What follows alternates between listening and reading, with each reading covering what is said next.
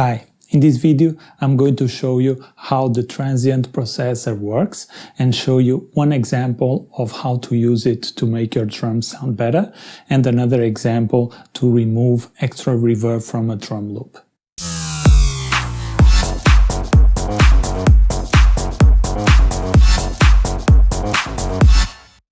My name is Tiago Duarte and welcome to Daily Beats, where I teach you how to master the software so that it's just you and music. If you are new to the channel, subscribe and activate the notifications so that you stay up to date with all the videos that I do about music production to help you become a better producer faster.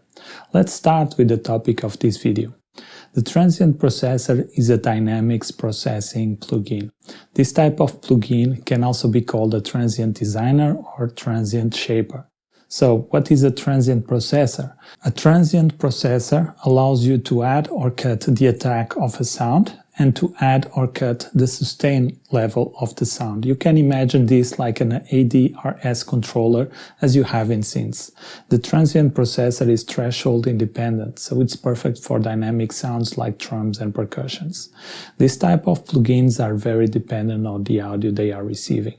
They only work on transients, so there must be transients present in the audio for the plugin to react to. The plugin will not work as intended with sounds like pads, for example. Now that you have a better idea of what is a Transient Processor, let's look at the Transient Processor, which is the plugin name in FL Studio. As you can see, this plugin is very simple with 6 knobs and 2 shape selectors. Let's take a closer look at the parameters. Starting at the left, we have the split frequency knob. This knob sets the cutoff frequency for the unprocessed and processed signal. The frequencies below the cutoff frequency will not be processed by the algorithm, and the frequencies above the cutoff frequency will be processed. As an example, let's say you want to add a tag to the snare on a drum loop. You can set the split frequency so that the kick low end does not get affected and only the snare gets processed. Since I just talked about the split frequency knob, there is also a split balance knob.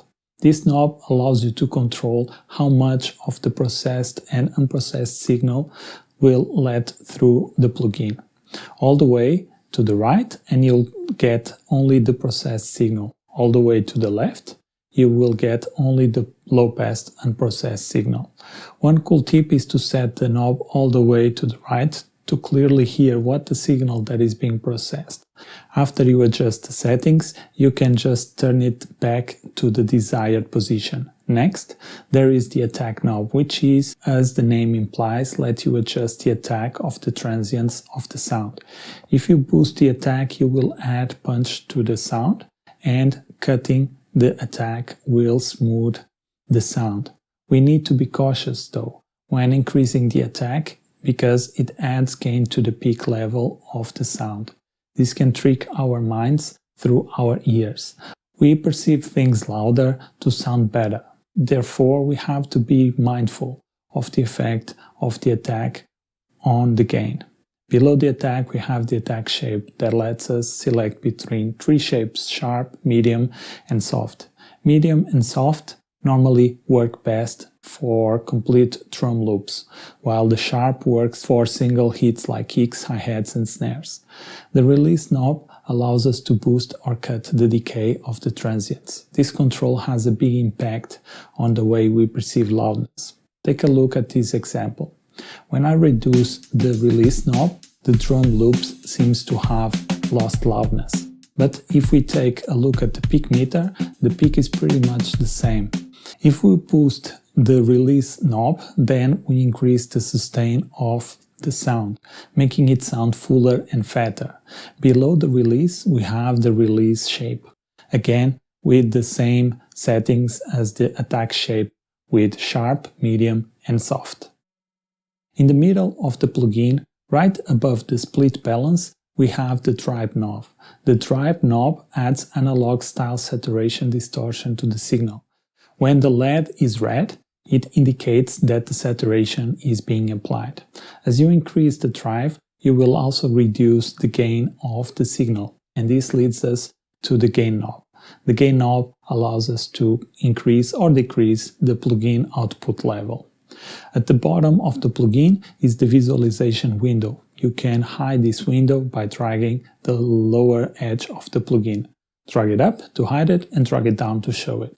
In the visualization window, you can enable or disable the input peaks represented by the green shape, the output peaks represented by the purple shape, and the transient process line represented by the red line. Now that we've learned about the parameters, let's take a look at two examples to get a better idea of how to apply this plugin in our productions. I made this very simple loop and I added two instances of the Transient Processor. The first one on the left is for the kick and one on the right is for the snare. The original kick was too boomy, so I added a little bit of attack and decreased a lot of the release. Because I added attack, the gain increased, so I reduced 1.8 dB to the output gain. The original snare was too long and not snappy enough. I added attack and again decreased the release. In this case, I also added drive. By adding attack, I was making the snare louder, but by adding drive, I was able to reduce the gain and still maintain the shape I wanted for the snare. I then added 1.5 dB of gain to the output. Let's hear the drum loops without the Transient Processor.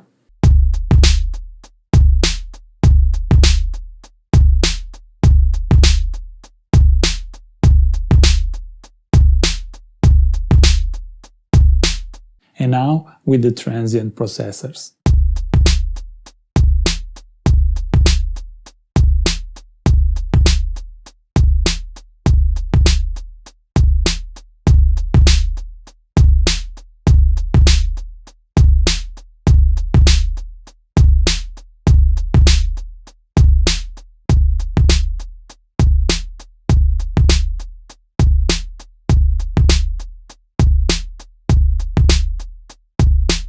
As you can hear, it's a big difference in the shape of the kick and the snare. With this tool, we can reshape the sounds we have and make them sound way better. The next example that I want to show you is to use the Transient Shaper or the Transient Processor to remove unwanted reverb and drum loops. Sometimes you load a loop that you like, but it has too much reverb, and the reverb does not really fit the vibe of your song. You can load the Transient Processor and just reduce the release knob. This will instantaneously decrease the reverb of the loop. Let's take a look at this drum loop that I have from my Hip Hop Drum Loops sample pack. As you can hear, the loop has some reverb that I want to reduce. I just start reducing the release knob and you can start to hear the reverb disappearing.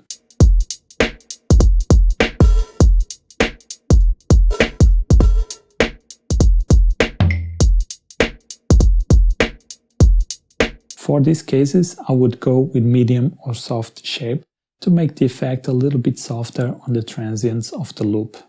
After this, you can apply your own reverb to the drums to match the vibe of your song. I've used this trick too many times that I can count. It's really a lifesaver. Thanks for watching this video until the end. If you learned something with this video, please leave a like and let me know in the comments what would you like me to talk about next. If you want to support this channel, subscribe and activate the notifications so that you can stay up to date with Daily Beats, where I teach you how to master the software so that it's just you and music. Peace.